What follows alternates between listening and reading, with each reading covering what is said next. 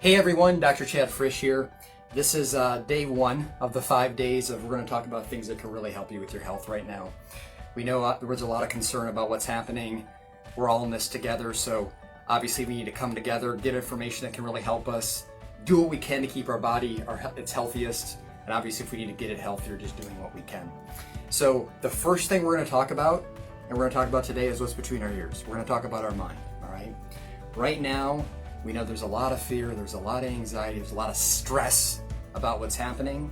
So we need to have some tools that can help us conquer what's going on, right? At least in our head, all right? So we're gonna start first looking at some fancy words here, but there's a purpose behind this. So salutogenesis basically means health promotion, all right? So if we think of health promotion, it's a way of focusing when it comes to our health. So we got health promotion. Oops. Gotta spell it right first.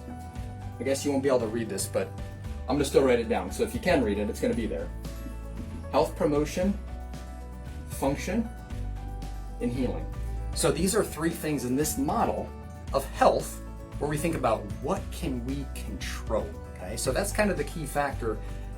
As much as possible, what do we have control over, all right? So the salutogenic or salutogenesis, it's health promotion, but things we got more control over. What can we do to make our body healthier?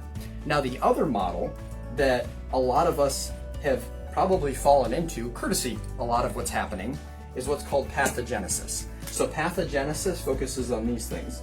Disease, sickness obviously goes along with disease, illness, focusing on cure. So what happens is this creates a lot of fear, creates a lot of stress, all right?